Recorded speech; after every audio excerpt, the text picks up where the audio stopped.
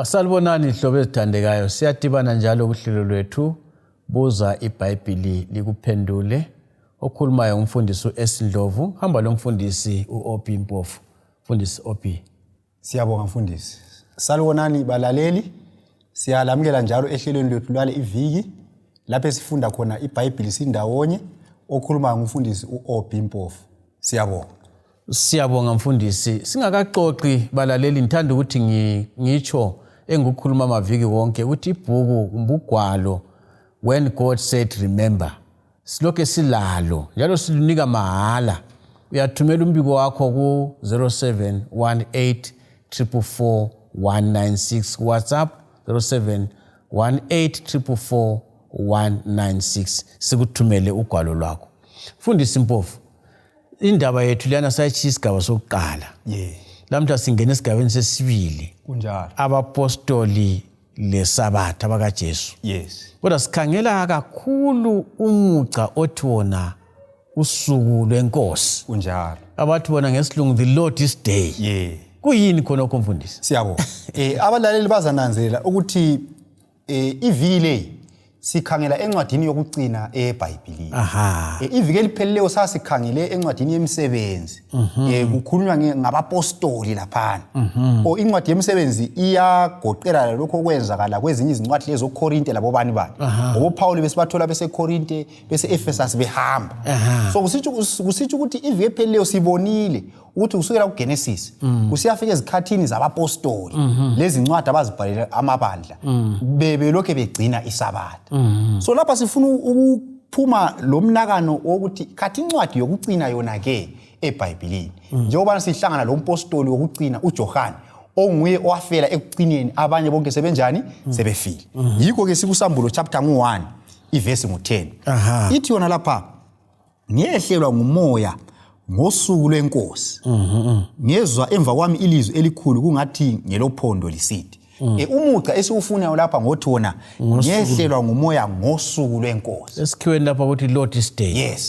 So kule esikuvumelana lapha okusegcekeni yikuthi ngesikhathi sikaJohane kwakulosuku olwalulokhe lubizwa kuthiwa lusuku lwani lwenkosi.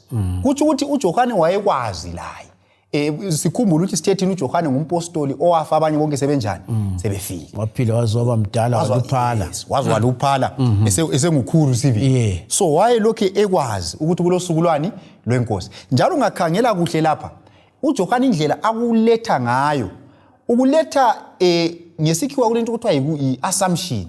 Uletha engela kuthandabuza ukuthi abantu bayakwazi khonoko. Okutsho umfundisi ngamafishane ngibamba umlomo uthi kuyafaka lo Genesis 1 verse 1. Ukuthi nxa uthiwa ekuqaleni uThixo wadala izulu lomhlaba. Akula mpikiswano ukuthi uNkulunkulu ukhona. iBhayibheli kalizihluphi ngakho. Hayi, alitshoni lisithi uNkulunkulu kwakulani la lihle lithi uNkulunkulu. Ekuqaleni uThixo wadala izulu lomhlaba. Ngoba kukhangele ukuthi umuntu wonke abekwazi ukuthi vele ukhona. Kunjalo lapha. So uJohane nxa isithi ngosuku lwenkosi uyakwazi ukuthi abafundi bakhe beBhayibheli bayakwazi ukuthi kuvele kulosuku lwani lwenkosi. Katshona ezihlupha ngokuthi usuku lwenkosi yuphi akuchazize ngoba uyakwazi ukuthi kusegcekeni akula kuphikisana ngakho. Ake sikucubungule mfundisi ukuze omunye othi yena kavumelani lokuthi yilo lona lolutsho wena. Ukuthi yiluphi usuku lwenkosi. Siyabonga. So yekela siqale lapha ngokuthi uJohane uthi yena kulosuku lwenkosi. Singani umzekeliso ukuthi nxa ngibona umntwana womunye umuntu ngithi ngumntakazi bani ngoba kasoka bani wami. Kodwa ngase ngibona wami ngithi ngumntana nami. So uJohane lapha uthi awusho ukuthi umntaka Mpofu. Abaye bathi ngumntaka Mpofu wena uthi umntanami. Kulento okuthiwa yibumnini lapha. Antu ebona indaba. So uJohane yena ngoba isabatha kayisilo lakhe ayisuwe walikhethayo somnikazi wakhe. Uthi yena kulosuku lwenkosi uyaphawula ukuthi umnikazi ngibani. Uyakucacisa lokho yana. So nxa sesikhangela lapha manje kumakho ngu2 lapha sesihlangana ke lo Jesu. Sike sakhuluma ngoJesu lesabatha abalaleli baza kukhumbula khona lokho kuverse 27 lo 28 kaMakho lapha uthi iBhayibheli ithi yona wathi kibo nguJesu lo isabatha lenzelwa umuntu kenzelwanga isabatha kunjalo ke indodana yomuntu yinkosi le yesabatha antu uyibona indaba so uJesu lapha uchasisa indaba yesabatha uthi yena nguye inkosi yesabatha okutsho ngingakubamba umlomo mfundisi esilungeni kucaca kuhle ubumnini obuchoyo ukuthi ngumnikazi Lord of the Sabbath uofu lo ligama elitshengisa abathi yipossession ngesilungu ukuthi ungekabani ubumnini so isabatha ngelikaNkulunkulu ngelikaJesu yikho sikubonayo la ibalele lokuthi Lord lali libala lisetshenziswa even ebantwini ababelezigqili so nxa kuthiwa umuntu yinkosi wayelezigqili zakhe ngathiwa uDube yinkosi yezigqili lezi kuthi izigqili ngezikabani ngezakhe nguyumninizi exactly so uJesu lapha uthi umnikazi wesabatha nguye abantu abona sokungenelana lokhana kuthiwa ngubani nguJohane uJohane uthi usuku ngolwani ngolwenkosi abantu ayibona indaba kodwa inkosi yona ithi ngolwami inkosi kayithi ngoluka Johane ngoba kasolu kaJohane kodwa uJohane uthi ngolwenkosi ngoba inkosi yiyo elamandla okuluphawula yiyo yalubekayo yikho isithi yona lusuku inkosi yesabatha usithi ukuthi usuku lwenkosi nxa sikukhangela lapha ngamazwi kaJesu lusuku lwani lwesabatha ungakadluli mfundisi kulabanye mhlawumbe baza kukhangela ngenye indlela abathi bona usuku lenkosi lusuku inkosi yavuka ngalo bese besiya encwadini angazi muzafika kiyo ekamsebenzi ngo20 lapha bese befika kwabamsebenzi ngo20 ukuthi yebo kambe isabatha lalingela amaJuda kodwa inkosi sivukile usuku lwayo lusuku eyavuka ngalo njalo abanye abakhangela usuku lokuqala lweviki baluqhakathekise bathi bona yilusuku inkosi eyavuka ngalo angazi ukuthi ungabancedisa njani abatsho njalo siyabonga engcenye ngingaqala ngifunde umsebenzi ngo20 verse ngo7 bese sikuchasisa kuhle ithi yona laphana kwathi ngosuku lokuqala lweviki sesibuthene ukuba sihlephule isinkwa uPaul wakhuluma labo eqonde ukuhamba kusasa welula inkulumo yakhe kwaze kwaba phakathi kobusuku so lapha sihlangana lebandla ungakayikhathana mfundisi indaba yakhona naleyo isikhathi siyasivumela ukuthi uyelule kuhle umbuyeluke kahle ukuthi ayiyo yini yokuwa kwaJahalwana uUticus uUticus lapho uthiwa wayehleze engathi uhleze ewindini so uPaul kuthiwa wayevuka ehamba kusasa antu ayibona indaba so kwakuyingumhlangano wokuvalelisa kwakhe lo antu ayibona indaba iBhayibheli ayisitshela ukuthi umhlangano lo wawuyinjayelo angithi siyakhumbula ukuthi ivike lipheleleyo kumsebenzi 17 verse 1 lo 2 satshelwa ukuthi uPaul wayejwayele ukukhonza nini ngesabatha kodwa lapha sithola ukuthi kwakuhlangenwe evalelisa yikho wakhuluma edonsa inkulumo esedonsini umfana lo kuthiwa wajume uYuthiko wazi kanjani wawela phansi antu uyibona indaba okunye futhi esingakukhangela abakhona abanye abafundi beBhayibheli abathi kuthi ukuthi lapha ibandla laselikhonza ngosuku lwaqala lweviki yilusuku lwenkosi but ungahamba ngale ncwadini kaSambulo ukukhangelisise kuhle incwadi kaSambulo ungayikhangela kusukela kuverse 1 iBhayibheli ilento ebizwa kuthiwa yicontext incwadi kaSambulo ungayikhangela iboleka kakhulu izinto ezikuTestament elidala imifanekiso eminingi okukhulunywa ngayo laphana ikhulunywa isebenza kakhulu kuTestament elidala so lapha lakho ulimi lolo lokuthi usuku lwenkosi lolo lulimi oluthathwa ngapi kuTestament elidala ngoba babevele bekwazi bona ukuthi usuku lwenkosi yiluphi ngoba ungakhangela kusukela kuTestament elidala uzathola ukuthi kuTestament elidala babengela kuthandabuza ukuthi usuku lwenkosi yiluphi la ngesikhathi uJesu efika babengela kuthandabuza ukuthi usuku lwenkosi yiluphi so ngezinye indlela nxa sikhangela icontext yeBhayibheli akungeke kuguquke sesisencwadini kaSambulo ukuthi usuku lwenkosi yiluphi mhlawumbe mfundisi singabamba umlomo akuncedisi yini abalaleli ukuthi njalo omunye umthetho uchasisa iBhayibheli yikuthi ulandele into ake sithi ufunda ngabafileyo eseke sakuxoxa la kumele uthi ulandele umkhondo wakho kube lamavesi ambalwa asekela khona kube nzima ukuthi usubumba inkalatha yentaba ngevesi eyodwa ngitsho ukuthi nxa ukhuluma ngokuthi ngosuku lokuqala lweviki uPaul lapho uthi bahlangana bahlephuna isinkwa bese kusithi umuntu abesebumbela kukhona lokho ukuthi kwakuyisabatha ngibona ngazathi okuhlakaniphileyo ekufundeni iBhayibheli ukuthi nxa udingisisa ngolutho uludingisise utota umzila wakhe engcenye khona ufakazelane engcenye khapho nxa sesibala ivesi le uvesi 7 kumele sikhangele ukuthi vele phezulu ukuthi kwakuthiwani ngaphansi kwakuthiwani sikhangele isahluko sonke vele ukuthi isahluko lesivele sikhuluma ngani singapheleli khona apha sikhangele encwadini yonke emsebenzi ukuthi encwadini yonke yomsebenzi esibale khona na le verse kukhona yini indawo okukhulunywa khona ukuthi abantu babekhonza ngosuku lwakuqala lweviki singapheleli khona apho so kumele futhi sikhangele eBhayibhelini lonke ukuthi kule ndawo yini eBhayibhelini lapho esitshelwa khona ukuthi ibandla lalikhonza ngosuku lwakuqala lweviki mfundisi into etshoyo yona leyo omunye wathi echasisa ukuthi iBhayibheli kumele silikhangele njani wasechasisa ukuthi omunye umuntu wavula kuphela iBhayibheli waphonga ukucimeza wathi abenzavula khona nzabala kwasokuthiwa khona ofuna ukukwenza kwenze masinyane wavala khona apho wacimeza futhi wavula kwathiwa khona wathatha intambo wazibophela la wenza khona lokho ngiya ekuthini khona ukuchasisayo ukuthi iBhayibheli lemithetho elichasiswa ngayo okuza kwenza ukuthi singalahleki singaphuma endleleni ake sibuyele osukwini lwenkosi busachasisa uhlanganisa leTestament elidala kunjalo so lapha siyabona ukuthi encwadini yemsebenzi asitholi kuthiwa usuku lwakuqala lweviki lusuku lwenkosi lapha sithola ukuthi babehlangene bevalelisa ubani uPaul kwakungasokujwayela kwabo lokho sesibona futhi encwadini kaSambulo vele uJohane ukhuluma eseboleka kuTestament elidala imifanekiso eminingi lapha kuyakhulunywa ingoma kaMose neundlu kuyakhulunywa ngezinto eziyisikhombisa izinto lezana ezitholakala kuTestament elidala so nxa wayesithi usuku lwenkosi lapha uJohane wayelomnakano lowo esingawufunda mhlawumbe kuExodus 20 ivesi 10 sizwe ngoba iBhayibheli liyazichasisa lona ngokwayo liyaphendula iExodus 20 verse 10 ithi yona kodwa usuku lwesikhombisa lulisabatha lenkosi uNkulunkulu wakho ungasebenzi ngalo wena lendodana yakho lendodakazi yakho lenceku yakho lencekokazi yakho lenkomo zakho lowemzini osemzini wakho so iBhayibheli ithi kulosuku okuthiwa lusuku lwenkosi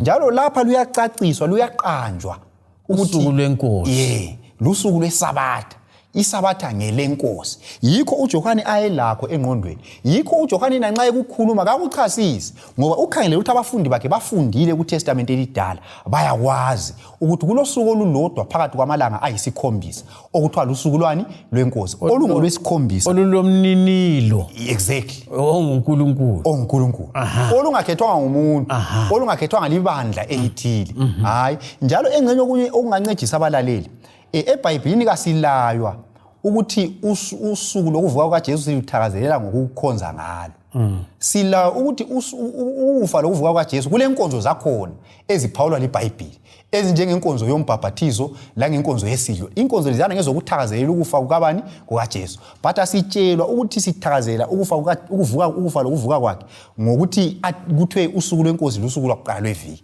asikutshelwa eBhayibhelini ngibona umfundisi ukwenza kube sobala nxa siluphawula olwenkosi mbonani kuyabancedisa abalaleli ukuthi bakwazi ukuthi oluphawulwe wathiwa ngolwenkosi ilolo nxa sekulezinye izizathu lezinye insuku sokungokunye lokho kasikubambe ngelanga elilandelayo akuyilandelele njalo indaba yosuku lwenkosi yona ukuthi ithanda indlela okuhlanganisa ngayo uTestament elidala la siyabonga so uExodus 31 ivesi 13 ithi yona tshela abantu uthi impela lizagcina amasabatha ami esikhiwa ithi my sabbaths umayi lo utshengisa ubumnini antu uyayibona indaba lokho silandela umkhondo othi usuku lwenkosi lapha uthi amasabatha ami utshengisela ukuthi isabatha ngelakhe nguye umninilo so uNkulunkulu nguye umnikazi wesabatha so eBhayibhelini vele nxa kukhulunywa ngosuku lwenkosi lulodwa usuku eBhayibhelini uNkulunkulu athi my athi ngolwami lusuku lwani lwesabatha noma sibuyele esilungeni ukuthi Lord's Day utsho lona lolo ngibona ngazathi isikhathi sesingani sesifuna ukuhamba ufuna ukuthi uyigcizelele indaba naleyo kukhona yini futhi esingakutsho ngosuku lwenkosi lolo siyabonga engcese ngadobha amavesi amalutshwana laphana encwadini kaEzekiel Ezekiel 20 lakho ngifuna ukuthi nxa sifunda lapha abalaleli babambe igama elithi olwami usuku lwenkosi ngoba sidinga usuku lwenkosi lapha so uvesi ngu20 uchapter 20 Ezekiel 20 ivesi ngu12 lapha ithi yona iBhayibheli futhi ngabanika amasabatha ami antu uyayibona ilokhu sithi ami ngalo uJohane uthe usuku lwenkosi inkosi ithi usuku lolu ngolwami lapha lesilungu mfundisi ngababona lithi my sabbaths kunjalo uma ivele umuntu angathi my wife itsho ukuthi ngowakhe kasho ukuthi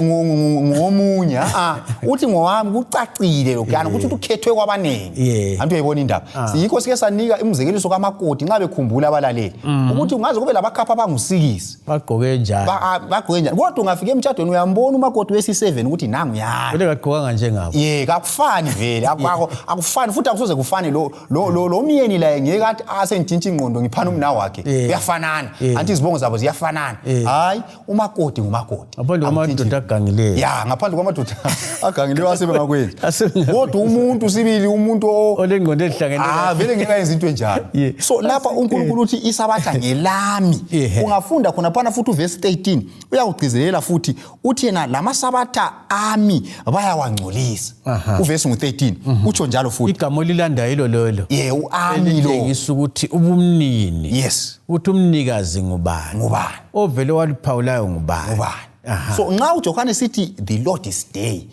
la lapha kuthiwa amasabatha ami usuku lwami yinkosi yesabatha kuyangenelana kuhle akula usuku esithola khona uNkulunkulu esithi ami kumbe amasabatha ami ngaphandle kosuku lwesabatha yilo lodwa oluphawulwa leBhayibheli uverse 16 futhi uthi yena ngoba bala imithetho yami khonapho ku31 ku Ezekiel 20 yes iverse ngu16 ithi yona ngoba bala imithetho yami abahambanga ngezimiso zami bangcolisa amasabatha ami nangu ami ungafunda futhi uverse 20 u21 lo 24 lokhu ami lokho ekhona khulunywa ngesabatha ngike sikugcizelela ufunde lo Ezekiel 22 verse 8 lo 26 uami lokho ekhona ungayiphinda u22 mbona isikhathi siyavuma alright ayibala ikela siyikhangele ukwenzela ukuthi nganti yabona ukuthi umzila siyawulandela kunjalo ike sisabalaleli bakwenze ukulandela umzila yes umkhondo bawulandela kunjalo Ezekiel 20 verse 8 lo uthe 22 awutsho 22 verse 8 udelele izinto zami ezingcwele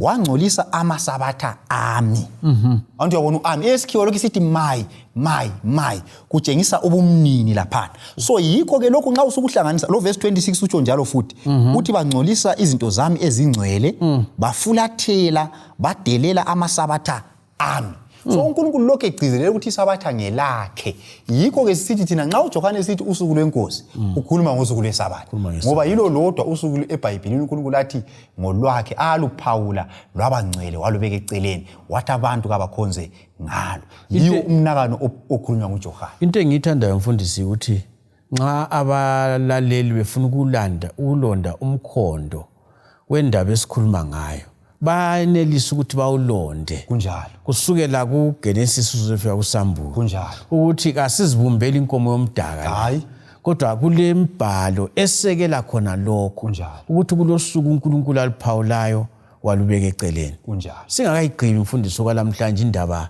yosuku lenkosi kuyini ongakutsho okuyisiji sendaba siyabonga engcenye ngakutsho lapha ikukhuthaza abalaleli ukuthi balaleli iBhayibheli asiliphenyeni sike sachasisa nje ngamafitshane ukuthi iBhayibheli libala njani kawudobhi verse eyodwa ugijimelayo uyakhangela ukuthi kwakuthiwani phezulu la ngaphansi ukhangela isahluko sonke ukhangele ibhuku lonke lwana lofunde kulo bese ukhangela futhi iBhayibheli lonke ungenze njalo ukhuleke umoya engcwele ukuthungamela iqiniso uzaphuma lalo so iBhayibheli lapha isitshela ukuthi incwadi yokugcina ekaSambulo ithi isabatha lokho likhona so kuthi kusukela kuGenesis kusiyafika kuSambulo isabatha likhona liyalandeleka umkhondo waluya awucathi akula lapha esitshela khona ukuthi laguqulwa eBhayibhelini so kuthi iBhayibheli ukubhala kwalo licina kuthi licina ngokuthi isabatha kaligcini so kuthi akula eBhayibhelini lapha esingathi kule ndawo uNkulunkulu athi tshintshanini usuku lokukhonza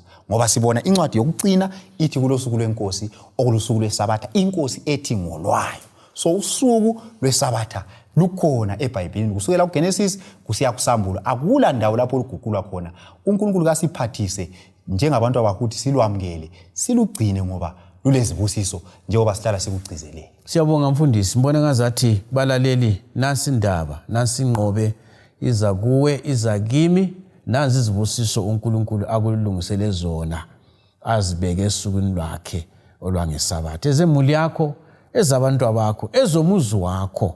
uNkulunkulu uza kubusisa lesisebenzi sakho lohambileyo osemzini wakho. Ugwalo engikhulume ngalo ekuqaleni laphana ngiyagcizelela bantu ngilalo kangiluthengisi nginika mahala. When God said remember, luza kuncedisa ukuthi lokho esikukhuluma okunye siyakhuluma siphangisa okunye usalungene kawuzwanga kakuhle, kodwa nxa usulandela liza kukhomba eBhayibhelini likunike lezi ndimyana kumbe amavesi achasisa lokho esikuchasisa lapha, la uzibonele ukuthi indaba yakhona imi kanjani. Ngilethemba lokuthi liyaphathiseka ngemakhaya. Mfundisi, indaba lesiyilandele. Ngiyakubona ukuthi usufuna ukulincamulela inkonyane, kodwa ke hayi mana sizayithinta, sizayilinda balaleli indaba le. Izafika lapho ezaphuma khona egcekeni inhlwa singayibambi ngekhanda, ngoba umbuzo ongabukhona ukuthi kathi pho kwenzakalani. Kunjalo Kumele singakayithili indaba sikuchasise ukuthi kuyini okwenzakalayo, loba simqambe onguyena wavusa umvundla ukuthi ngubani, ukwenzela ukuthi abalaleli bahlaliseke. Kodwa kwamanje kuhle ukuthi sonke njengoba umfundisi besitsho lapha kasiphenyeni iBhayibhili lizasincedisa kakhulu. Lamhlanje siyabonga kakhulu, silethemba liphathisekile ngemakhaya. Siza kudibana njalo kuviki elizayo sikhangela yona le indaba eqhakathekileyo, indaba esegudwini. Nxa ungaba lombuzo kumbe kukhona ofuna ukuchasiselwa khona ongakuzwanga kakuhle, khululeka kakhulu, uthumele umbiko wakho kunombolo zocingo 0718 444 196 0718 4 196 yiWhatsApp leyo, kumbe 078620 4000 nxa uthumela uchaya ucingo. Ngilethemba lokubana siza kudibana kuvike elizayo. Inkosi belani, inkosi ligcine ilibusise njalo. Siyabonga.